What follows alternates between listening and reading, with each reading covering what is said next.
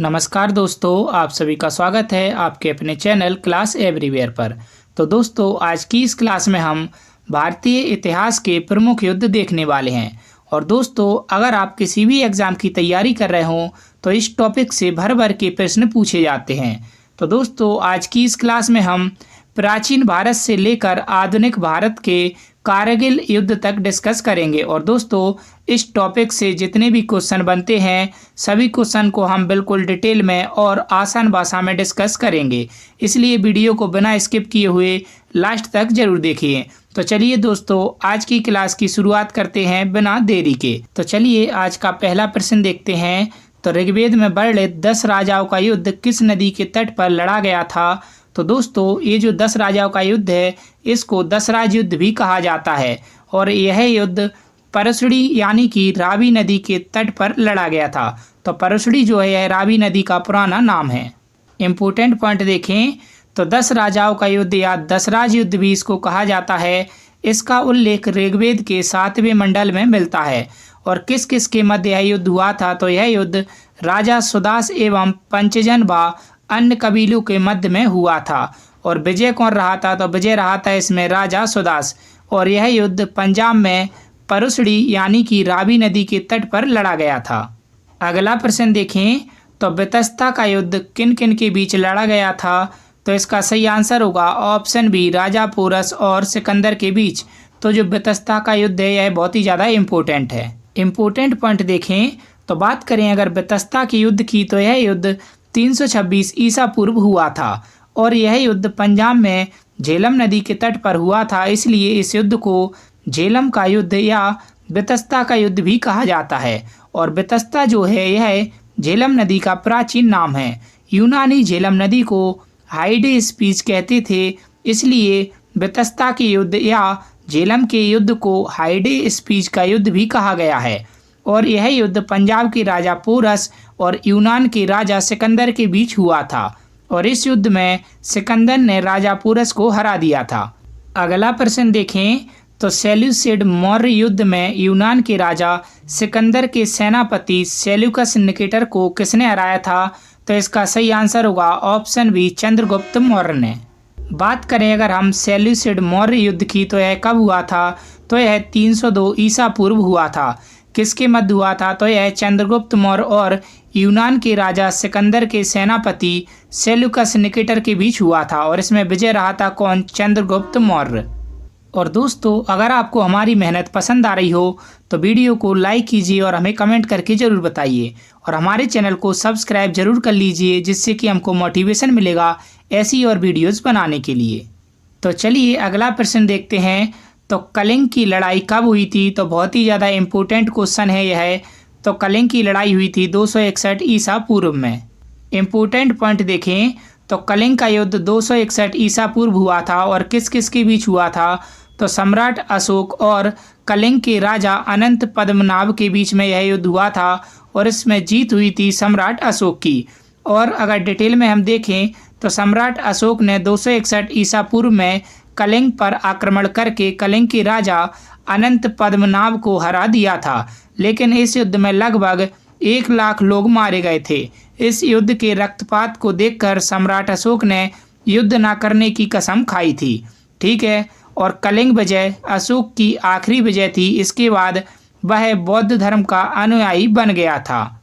अगला प्रश्न देखें तो कलिंग युद्ध का वर्णन अशोक के किस शिलालेख में किया गया है? तो इसका सही आंसर होगा ऑप्शन डी, 13वें शिलालेख में। और अभी तक अशोक के टोटल कितने शिलालेख खोजे गए हैं? तो अभी तक अशोक के टोटल 14 शिलालेख खोजे गए हैं, जिनमें से 13वें शिलालेख में कलिंग युद्ध का वर्णन मिलता है। अगला प्रश्न देखें तो भारत पर हमला करने वाला पहला अरब आक्रमणकारी कौन था? तो अब अरब जो हैं वह भारत पर आक्रमण करने आने लगे हैं। और भारत पर हमला करने वाला पहला अरब आक्रमणकारी पूछा गया है यहाँ पर। तो इसका सही आंसर होगा ऑप्शन डी, मोहम्मद बिन कासिम। तो यह भारत पर हमला करने वाला पहला अरबी आक्रमणकारी था। और इसने भारत पर कब आक्रमण किया था? तो 711 ईस्वी में इसने भारत पर आक्रमण किया था। और कहाँ पर आक्रमण किया था? तो सिंधु क्षेत्र पर इसने आक्रमण किया था। इसको आप जरूर याद रखना। और वर्तमान में सिंधु कहाँ पर है? तो वर्तमान में सिंधु क्षेत्र पाकिस्तान में है। अगला प्रश्न देखें, तो सिंध की लड़ाई किस किस के बीच लड़ी गई थी? तो इसका सही आंसर होगा ऑप्शन ए, राजा दाहिर और मोहम्मद बिन कासिम के बीच। तो कब लड़ी गई थी? तो यह लड़ाई 712 ईस्वी में लड़ी गई थी। किसके बीच? राजा दाहिर और मोहम्मद कासिम के बीच यह लड़ी गई थी और इस युद्ध में मोहम्मद बिन कासिम ने विजय प्राप्त की थी। तो विजय कौन हुआ था? मोहम्मद बिन कासिम, और फिर अरबों की सत्ता स्थापित कर ली थी। अगला प्रश्न देखें, तो भारत पर आक्रमण करने वाला पहला तुर्क शासक कौन था? तो यह क्वेश्चन कई बार एग्जाम में पूछा गया है। तो भारत पर आक्रमण करने वाला पहला तुर्क शासक था कौन? सुबुक्तगीन। तो ऑप्शन डी इसका सही आंसर हो जाएगा। डिटेल में अगर हम देखें तो सुबुक्तगीन के नेतृत्व में तुर्कों ने पहली बार भारत पर आक्रमण किया था और सुबुक्तगीन ने 986 ईस्वी में पंजाब के शाही वंश के शासक जयपाल को पराजित किया था। और सुबुक्तगीन के दो पुत्र थे, कौन कौन? एक तो अब्दुल कासिम महमूद और दूसरा था इस्माइल। और सुबुक्तगीन की मृत्यु के बाद इन दोनों के बीच उत्तराधिकार का युद्ध हुआ जिसमें अब्दुल कासिम महमूद विजय हुआ और 998 ईस्वी में महमूद गजनबी के नाम से शासक बना। अगला प्रश्न देखें, तो महमूद गजनबी ने भारत पर कितनी बार आक्रमण किया था? तो जो महमूद गजनबी है ना, ठीक है, यह बहुत ही ज़्यादा क्रूर शासक था और इसने भारत को 17 बार लूटा था। तो भारत पर कितनी बार आक्रमण किया? तो इसने भारत पर 17 बार आक्रमण किया। तो ऑप्शन सी इसका सही आंसर हो जाएगा। अगला प्रश्न देखें, तो महमूद गजनबी के आक्रमण का सामना करने वाला पहला भारतीय शासक कौन था? तो गजनबी के आक्रमण का सामना करने वाला पहला भारतीय शासक था राजा जयपाल। यह कई बार एग्जाम में पूछा गया है। इम्पोर्टेंट पॉइंट देखें, तो महमूद गजनबी ने भारत पर टोटल 17 बार आक्रमण किया। पहला आक्रमण किया था 1001 में, दूसरा आक्रमण किया था 1002 में और इस आक्रमण में महमूद गजनबी का सामना राजा जयपाल से हुआ। पर राजा जयपाल इस युद्ध में हार जाते हैं और राजा जयपाल इस पराजय के अपमान को सहन नहीं कर पाते हैं और आग में जलकर राजा जयपाल आत्मदाह कर लेते हैं। अगला प्रश्न देखें, तो महमूद गजनबी का भारत पर सबसे बड़ा आक्रमण कौन सा था? तो महमूद गजनबी ने टोटल 17 बार आक्रमण किए थे। तो इनका जो सबसे बड़ा आक्रमण था वह था गुजरात के सोमनाथ मंदिर पर आक्रमण। और यह कौन से नंबर का था? तो यह 16वें नंबर का आक्रमण था। कब किया था? 1025 ईस्वी में। इम्पोर्टेंट पॉइंट देखें, तो महमूद गजनबी ने 1025 ईस्वी में अपने 16वें आक्रमण में सोमनाथ मंदिर को लूटा था और लूट के जाने के क्रम में कुछ जाटों ने महमूद गजनबी से कुछ संपत्ति वापस लूट ली और महमूद गजनबी ने अपना अंतिम आक्रमण 1027 ईस्वी में इन्हीं जाटों के विरुद्ध किया और 1030 ईस्वी में महमूद गजनबी की मौत हो गई। और महमूद गजनबी के साथ भारत आए प्रमुख इतिहासकार अगर हम देखें, क्योंकि यह कई बार एग्जाम में पूछे जाते हैं, तो महमूद गजनबी के साथ अल बरूनी, फिरदौसी और उतबी जो थे यह प्रमुख इतिहासकार थे जो कि महमूद गजनबी के साथ भारत आए थे। अगला प्रश्न देखें, तो तराइन का प्रथम युद्ध किस किस के मध्य हुआ था? तो बहुत ही ज़्यादा इंपॉर्टेंट क्वेश्चन है। तो तराइन का प्रथम युद्ध हुआ था मोहम्मद गौरी और पृथ्वीराज चौहान के बीच में। तो इसका सही आंसर होगा ऑप्शन ए। तो देखिए, तराइन जो है इसके दो युद्ध हुए हैं, तराइन का प्रथम युद्ध और तराइन का द्वितीय युद्ध। तराइन का प्रथम युद्ध हुआ था 1191 ईस्वी में, तराइन का दूसरा युद्ध हुआ था 1192 ईस्वी में।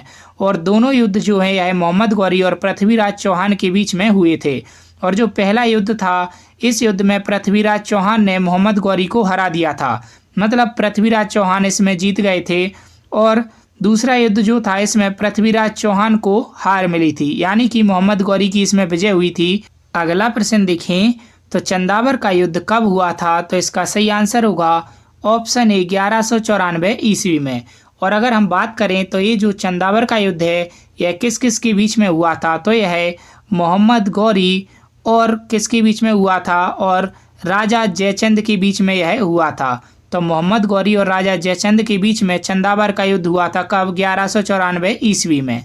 चलिए दोस्तों, अब मैं आपको बाबर के द्वारा लड़े गए कुछ प्रमुख युद्ध बता देता हूं और यह हमेशा एग्जाम में पूछे जाते हैं। तो बाबर भारत में कब आया था? तो 1526 ईस्वी में बाबर भारत में आया था और बाबर के द्वारा लड़े गए कुछ प्रमुख युद्ध अगर हम क्रम से देखें तो देखिए, बाबर के द्वारा पानीपत का प्रथम युद्ध लड़ा गया था 1526 में। किस किस के बीच? तो बाबर और इब्राहिम लोदी के बीच में यह युद्ध हुआ था। और यह जो युद्ध है, यह 4 युद्ध कौन जीता? तो यह चारों को चारों युद्ध बाबर जीता था। खानवा का युद्ध हुआ था 1527 में। किस किस के बीच? बाबर और मेवाड़ के राजा राणा सांगा के बीच। चंदेरी का युद्ध अगर हम देखें तो चंदेरी का युद्ध हुआ था 1528 ईस्वी में। किस किस के बीच? तो यह हुआ था बाबर और मेदनी राय के बीच में। और घाघरा का युद्ध हुआ था 1529 में, बाबर और बिहार तथा अफगान की संयुक्त सेना के बीच में। ठीक है, इसको आप जरूर याद रखना, बहुत ही ज़्यादा इंपॉर्टेंट युद्ध हैं। इनको हम क्रम से अगर याद रखना चाहें तो कैसे रखेंगे, क्योंकि यहाँ से प्रश्न बनते हैं और क्रम वाले प्रश्न भी बनते हैं। तो आप इसको याद रख सकते हैं, पानी पिया, खाना खाया और चांदनी रात में घाघरा पहनकर चल दिया। तो इस ट्रिक से आप इसको याद रख सकते हैं, पानी पिया, खाना खाया, चंदेरी रात में घाघरा पहन के चला गया। तो इस ट्रिक से आप याद रख सकते हैं कि कौन कौन सा युद्ध किस साल में हुआ था। तो यह सारे के सारे क्रम में हुए थे 1526, 1527, 1528 और 1529 में। तो यह चारों युद्ध आप याद रख सकते हैं। और 1530 में इसकी मृत्यु हो जाती है। सॉरी, यहाँ पर 1930 लग गया, लेकिन यहाँ पर होगा 1530। अगला प्रश्न देखें तो पानीपत के युद्ध इतिहास के काफ़ी प्रसिद्ध युद्ध हैं। देखिए, आपको सबको पता होगा कि यह बहुत ही ज़्यादा इम्पोर्टेंट युद्ध हैं। लेकिन अगर हम बात करें कि पानीपत जो स्थल है यह किस राज्य में है, तो यह किस राज्य में है? तो पानीपत है हरियाणा राज्य में। तो ऑप्शन बी इसका सही आंसर होगा। तो देखिए, पानीपत के 3 युद्ध हुए हैं और हम तीनों को यहाँ पे डिस्कस कर लेते हैं। तो पानी का प्रथम युद्ध जो है यह 21 अप्रैल 1526 को हुआ था और इसकी डेट भी आपको याद रखनी है, बिल्कुल एग्जैक्ट है, एग्जाम में पूछी जाती है। तो किस किस के बीच हुआ था? तो पानीपत का प्रथम युद्ध बाबर और इब्राहिम लोदी के बीच में हुआ था और बाबर ने इब्राहिम लोदी को हराकर मुगल साम्राज्य की नींव रखी थी। और बात करें अगर पानीपत का द्वितीय युद्ध कब हुआ था, तो पानीपत का द्वितीय युद्ध 5 नवंबर 1556 में हुआ था। और किस किस के बीच हुआ था? तो पानीपत का द्वितीय युद्ध अकबर और उत्तर भारत के हिंदू शासक हेमू, जिसको हेमचंद्र विक्रमादित्य के नाम से जाना जाता था, इन दोनों के बीच हुआ था। और अकबर ने हेमचंद्र विक्रमादित्य या हेमू को हरा दिया था।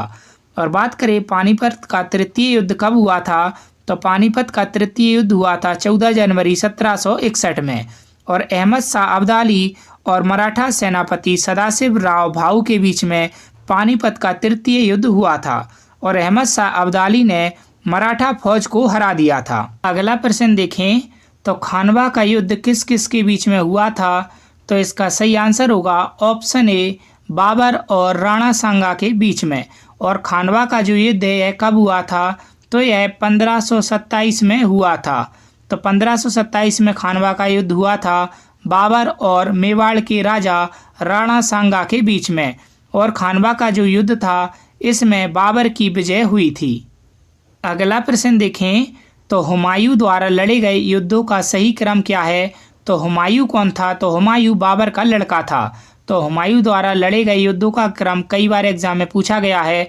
तो हुमायूं द्वारा 4 प्रमुख युद्ध लड़े गए थे, तो उनका सही युद्ध का क्रम क्या होगा, तो उनका सही क्रम होगा ऑप्शन बी। तो देवरा का युद्ध लड़ा गया था 1531 में, फिर चौसा का युद्ध लड़ा गया था 1539 में, फिर इसके बाद इसने लड़ा बेलग्राम का युद्ध और इसने इसको लड़ा था 1540 में, और फिर लड़ा गया सरहिंद का युद्ध और कब लड़ा गया था, तो 1555 में। तो यह हुमायूं के प्रमुख युद्ध हैं, इनका क्रम आपको जरूर याद रखना है।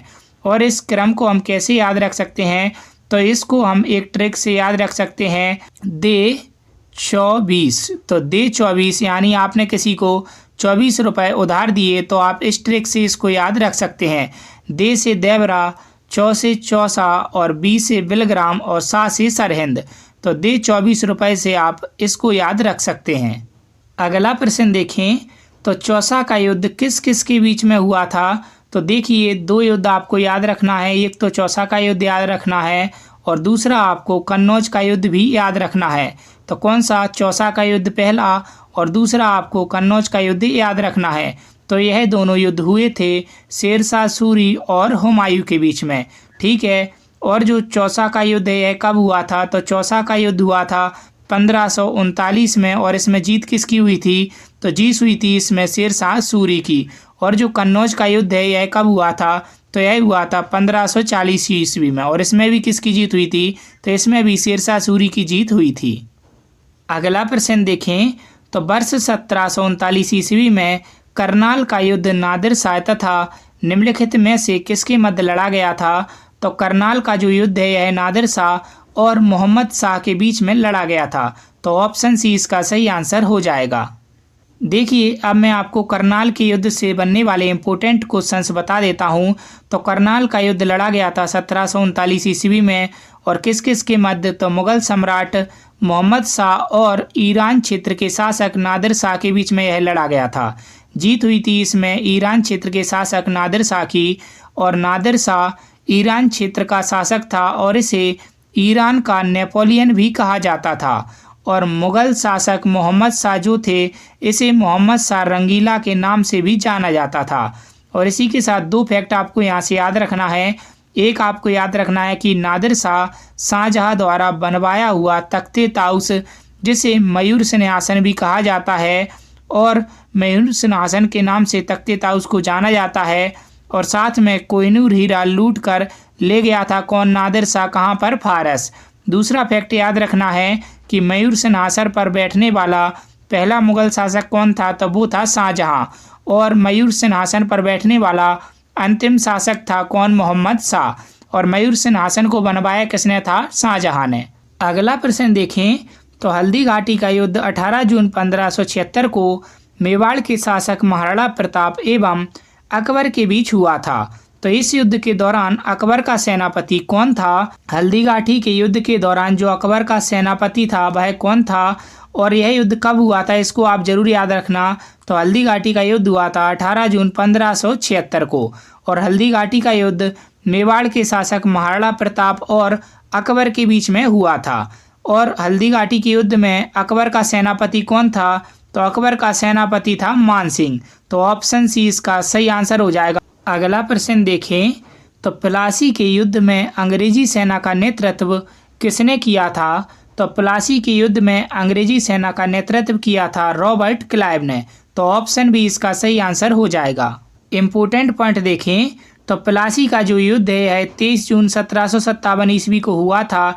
किस किस के बीच में? अंग्रेजों तथा बंगाल के नवाब सिराजुद्दौला के बीच में यह हुआ था। और इस युद्ध में बंगाल के नवाब सिराजुद्दौला की हार हो गई थी। और इस युद्ध में अंग्रेजी सेना का नेतृत्व किसने किया था? तो रॉबर्ट क्लाइव ने अंग्रेजी सेना का नेतृत्व किया था। अगला प्रश्न देखें, तो प्लासी का प्रसिद्ध युद्ध किस नदी के तट पर लड़ा गया है? तो बहुत ही इम्पोर्टेंट है और यहाँ से अक्सर एग्जाम में प्रश्न पूछे जाते हैं। तो प्लासी का युद्ध भागीरथी नदी के तट पर लड़ा गया था। अगला प्रश्न देखें, तो प्लासी के युद्ध के बाद बंगाल का नवाब किसे बनाया गया था? तो प्लासी के युद्ध के बाद जो बंगाल का नवाब है वह बनाया गया था मीर जाफर को। अगला प्रश्न देखें, तो प्लासी की लड़ाई का स्थान प्लासी वर्तमान में किस राज्य में स्थित है? तो प्लासी जो है यह वर्तमान में पश्चिम बंगाल में स्थित है। और यह प्लासी की लड़ाई बहुत ही इम्पोर्टेंट है।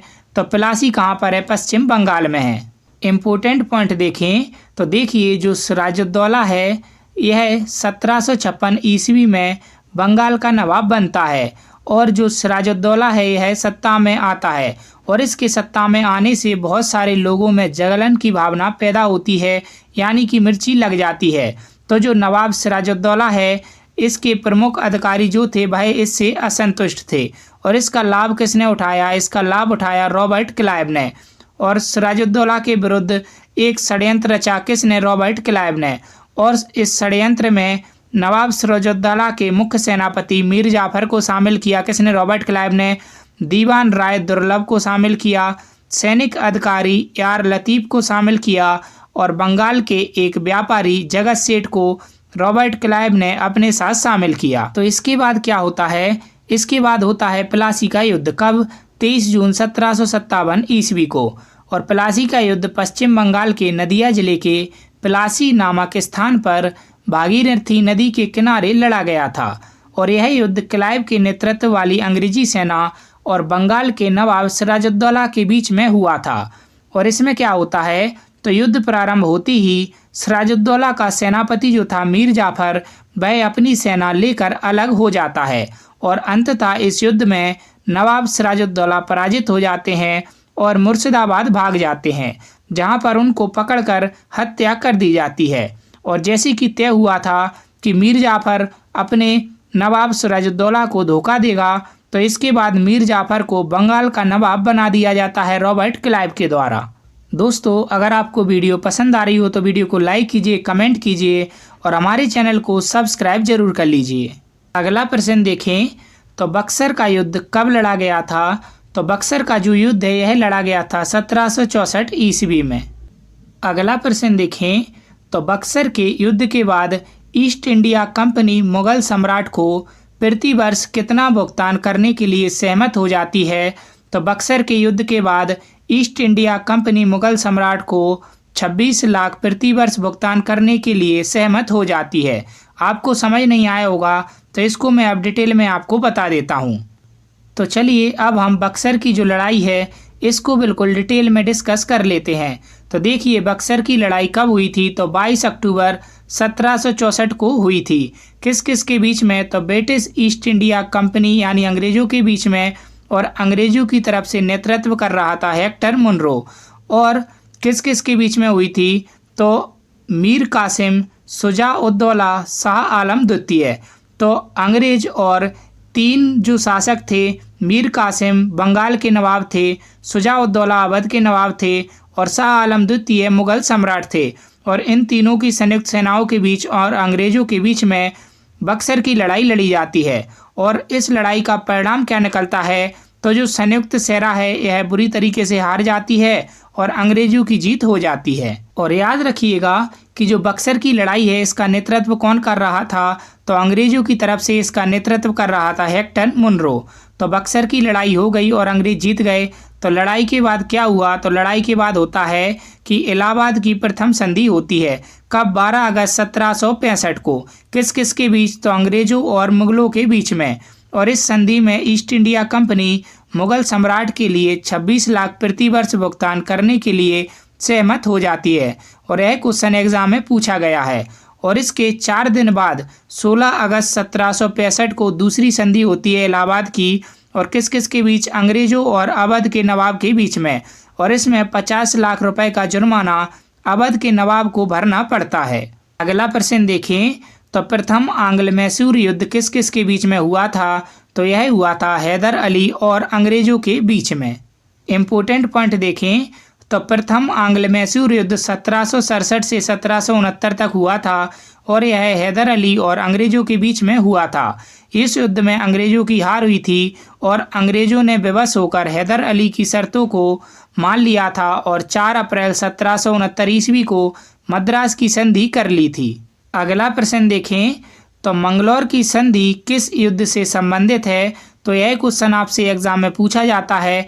तो यह द्वितीय आंग्ल मैसूर युद्ध से संबंधित है मंगलौर की संधि। इम्पोर्टेंट पॉइंट देखें, तो द्वितीय आंग्ल मैसूर युद्ध 1780 से 1784 तक चला था और यह हैदर अली और अंग्रेजों के बीच में हुआ था।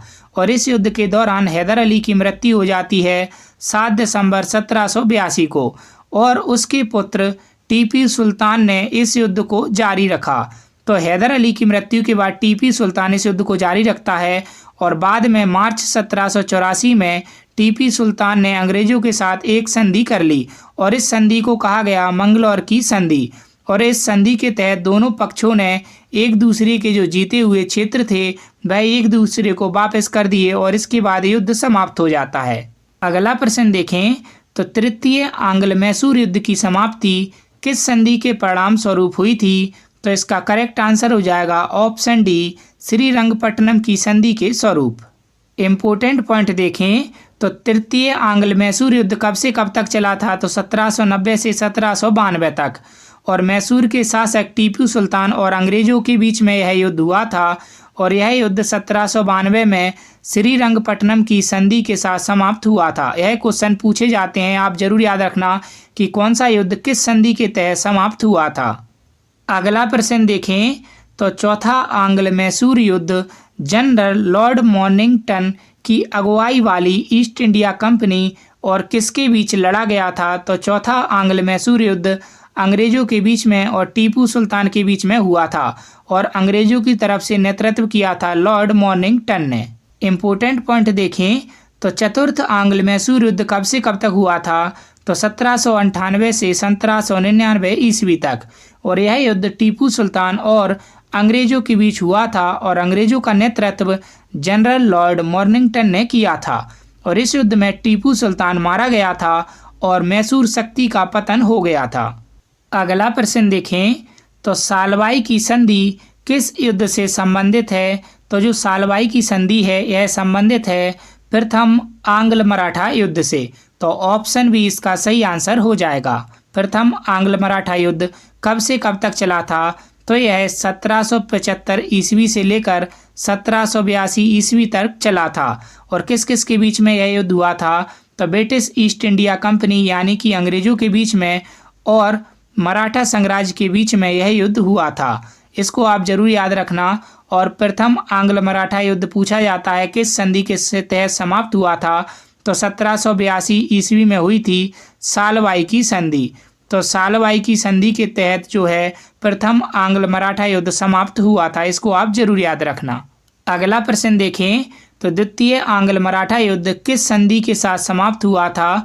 तो द्वितीय आंग्ल मराठा युद्ध कब से कब तक चला था? तो द्वितीय आंग्ल मराठा युद्ध 1803 से 1805 ईस्वी तक चला था।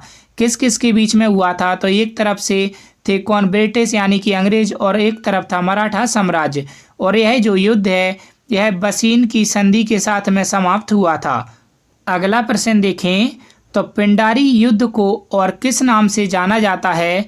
तो पिंडारी का जो युद्ध है इसको तृतीय आंग्ल मराठा युद्ध के नाम से भी जाना जाता है। और तृतीय आंग्ल मराठा युद्ध कब से कब तक चला था? तो 1817 से 1818 तक यह चलता है और यह किस किस के बीच में होता है? तो अंग्रेजों के बीच में और मराठा साम्राज्य के बीच में यह युद्ध होता है।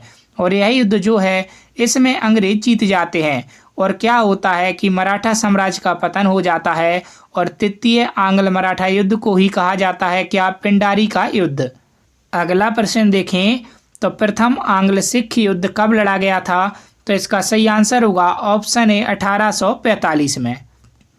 इम्पोर्टेंट पॉइंट देखें तो बात करें अगर प्रथम आंग्ल सिख युद्ध की तो यह 1845 से 1846 तक हुआ। किसके बीच में? तो ब्रिटिश ईस्ट इंडिया कंपनी और सिख साम्राज्य के बीच में यह युद्ध हुआ और इसके अंतर्गत 4 लड़ाइयाँ लड़ी गईं। पहला मुदकी का युद्ध हुआ था, दूसरा फिरोजपुर का युद्ध, अलीवाल का युद्ध और सुबरौब का युद्ध। यह 4 लड़ाइयाँ लड़ी गई थी और यह लड़ाइयाँ किसने जीती थी? यह चारों लड़ाइयाँ अंग्रेजों ने जीती थी। और प्रथम आंग्ल सिख युद्ध जो है यह लाहौर की संधि के साथ खत्म हुआ था और लाहौर की संधि कब हुई थी? तो 9 मार्च 1846 को। अगला प्रश्न देखें तो द्वितीय आंग्ल सिख युद्ध कब से कब तक लड़ा गया था? तो द्वितीय आंग्ल सिख युद्ध लड़ा गया था 1848 से 1849 ईस्वी तक। तो देखिए किस किस के बीच? तो आंग्ल यानी कि अंग्रेज, सिख यानी कि सिखों के बीच में। प्रश्न में ही लिखा है अंग्रेजों और सिखों के बीच में हुआ था और इसमें अंग्रेजों की जीत हुई थी और सिख साम्राज्य जो है इसको ब्रिटिश सरकार के अधीन कर लिया गया था। द्वितीय आंग्ल सिख युद्ध में सिख राज्य जो है यह ब्रिटिश ईस्ट इंडिया कंपनी में मिल गया था। अब क्या होता है? तो अब इसके बाद प्रथम विश्व युद्ध आ जाता है। तो इसमें पूछा गया है कि प्रथम विश्व युद्ध फर्स्ट वर्ल्ड वॉर कब समाप्त हुआ था? तो यह समाप्त हुआ था 11 नवंबर 1918 को। तो ऑप्शन सी इसका सही आंसर हो जाएगा। इसी के साथ अगर हम डिटेल में देखें तो जो फर्स्ट वर्ल्ड वॉर है यह 28 जुलाई 1914 को शुरू हुआ था। तो 28 जुलाई 1914 को शुरू हुआ था और 11 नवंबर 1918 को यह खत्म हुआ था। और इस युद्ध में मित्र राष्ट्र और ध्रुवी राष्ट्रों के मध्य में यह लड़ाई हुई थी। और मित्र राष्ट्रों की अगर बात करें तो इसमें इंग्लैंड, जापान, अमेरिका, रूस, फ्रांस आदि शामिल थे। और ध्रुवी राष्ट्र अगर देखें तो इनमें जर्मनी, ऑस्ट्रिया, हंगरी, इटली आदि सम्मिलित थे। और इस युद्ध में लगभग 37 देश शामिल हुए थे। और प्रथम विश्व युद्ध का तत्कालीन कारण क्या था? तो तत्कालीन कारण हमेशा ही पूछा जाता है। तो इसका तत्कालीन कारण था जून 1914 में ऑस्ट्रिया के राजकुमार फर्डिनेंड की हत्या जो थी यह प्रथम विश्व युद्ध का तत्कालीन कारण था। इसके बाद अब हम देखते हैं द्वितीय विश्व युद्ध सेकेंड वर्ल्ड वॉर के बारे में। तो यह कितने वर्षों तक चला था? तो यह 6 वर्षों तक चला था। तो देखिए जो द्वितीय विश्व युद्ध है यह शुरू हुआ था 1939 में और यह 1945 तक चला था। टोटल 6 सालों तक द्वितीय विश्व युद्ध चला था। अगला प्रश्न देखें तो द्वितीय विश्व युद्ध का तत्कालीन कारण क्या था? तो द्वितीय विश्व युद्ध का तत्कालीन कारण क्या था? तो इसका तत्कालीन कारण था जर्मनी का पोलैंड पर आक्रमण करना। यह कई बार एग्जाम में पूछा गया है, तो इसका तत्कालीन कारण आप जरूर याद रखना। अगला प्रश्न देखें तो द्वितीय विश्व युद्ध के दौरान भारत के किस केंद्र शासित प्रदेश पर जापान ने कब्जा कर लिया था? तो देखिए द्वितीय विश्व युद्ध के दौरान भारत के अंडमान व निकोबार द्वीप समूह पर जापान ने कब्जा कर लिया था। और कब कब्जा कर लिया था जापान ने? तो 1942 में जापान ने कब्जा कर लिया था और अंडमान व निकोबार द्वीप समूह जो थे उन पर जापान ने कब्जा कर लिया था और वह वहां के लोगों पर अत्याचार करता था। और अक्टूबर 1943 में नेताजी सुभाष चंद्र बोस के प्रयासों से जापान ने इसे भारत की अंतरिम सरकार को सौंप दिया था। अगला प्रश्न देखें तो संयुक्त राज्य अमेरिका ने किस वर्ष दूसरे विश्व युद्ध में प्रवेश किया था? तो दोस्तों यह सारे प्रश्न एग्जाम में पूछे जाते हैं। तो कब किया था? तो 1941 में संयुक्त राज्य अमेरिका ने दूसरे विश्व युद्ध में प्रवेश किया था। इसको आप जरूर याद रखना। इसी के साथ अगर हम देखें तो अमेरिका ने द्वितीय विश्व युद्ध में 10 जून 1941 को प्रवेश किया और यह जो सेकेंड वर्ल्ड वॉर है इसके समय अमेरिका के राष्ट्रपति कौन थे? तो वो थे फ्रैंकलिन डी रूजवेल्ट। अगला प्रश्न देखें तो भारत चीन सीमा युद्ध कब हुआ था या फिर भारत चाइना युद्ध कब हुआ था? तो यह युद्ध हुआ था अक्टूबर 1962 में। ऑप्शन सी इसका सही आंसर हो जाएगा। तो भारत और चाइना के बीच में यह युद्ध हुआ था और यह युद्ध कौन जीता था? तो चीन इसमें विजेता रहा था। अगला प्रश्न देखें किस भारत पाक युद्ध के बाद ताशकंद समझौता हुआ था? तो किस भारत पाकिस्तान युद्ध के बाद ताशकंद समझौता हुआ था? तो भारत पाकिस्तान का युद्ध अगर हम देखें तो यह कब हुआ था? तो यह 1965 में हुआ था, 1971 में हुआ था और एक हुआ था 1999 में। यह तीनों युद्ध भारत और पाकिस्तान के बीच में हुए थे। तो ताशकंद समझौता हुआ था भारत पाकिस्तान युद्ध 1965 के बाद। तो भारत और पाकिस्तान के बीच कौन सा समझौता हुआ था? ताशकंद समझौता भारत पाक 1965 के युद्ध के बाद। और यह समझौता कब हुआ था? आप इसको डेट के साथ याद रखना। तो 10 जनवरी 1966 को ताशकंद समझौता हुआ था। और कहाँ पर? तो उज्बेकिस्तान देश की राजधानी ताशकंद में यह समझौता हुआ था। बहुत ही ज़्यादा इम्पोर्टेंट है, आप इसको जरूर याद रखना। अगला प्रश्न देखें तो ताशकंद कहाँ पर है? यह भी कई बार एग्जाम में पूछा जाता है। तो ताशकंद उज्बेकिस्तान देश की राजधानी है और यहाँ पर यह ताशकंद समझौता किया गया था। कब? 10 जनवरी 1966 को। अगला प्रश्न देखें तो किस भारत पाक युद्ध के बाद शिमला समझौता हुआ था? तो दोस्तों याद रखना यह क्वेश्चन एग्जाम में पूछे जाते हैं कि कौन सा समझौता कौन से युद्ध से संबंधित है। तो जो शिमला समझौता है यह भारत पाकिस्तान युद्ध 1971 से संबंधित है।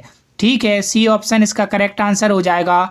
और हम बात करें कि यह समझौता कहाँ पर हुआ था, तो शिमला में यह समझौता हुआ था। और शिमला कहाँ पर है? हिमाचल प्रदेश की राजधानी है शिमला और यहाँ पर यह समझौता हुआ था। तो दोस्तों भारत और पाकिस्तान के बीच में कब कब युद्ध लड़े गए?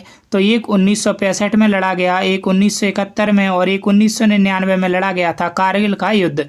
ठीक है, तो भारत पाकिस्तान युद्ध 1965 में जो लड़ा गया था उसके बाद 10 जनवरी 1966 को ताशकंद समझौता हुआ था। और भारत पाकिस्तान युद्ध जो 1971 में लड़ा गया था उसके बाद 3 जुलाई 1972 में शिमला समझौता हुआ था। इनको आप जरूर याद रखना, बहुत ही ज़्यादा इम्पोर्टेंट है क्योंकि यह एग्जाम में पूछे जाते हैं कौन सा समझौता किस युद्ध से संबंधित है। तो मैंने कहा था कि आज की इस वीडियो में हम प्राचीन भारत के 10 राज्य युद्ध से लगाकर आधुनिक भारत के जो भारत पाकिस्तान के युद्ध हुए हैं वहाँ तक बिल्कुल कंप्लीट डिटेल के साथ डिस्कस करेंगे और आसान भाषा में हम कंप्लीट डिटेल डिस्कस कर चुके हैं। तो दोस्तों अगर आपको वीडियो पसंद आई हो तो वीडियो को लाइक कीजिएगा, कमेंट कीजिएगा और हमारे चैनल को सब्सक्राइब जरूर कर लीजिएगा डेली ऐसी जीके और स्टैटिक जीके की वीडियोज़ के लिए। धन्यवाद।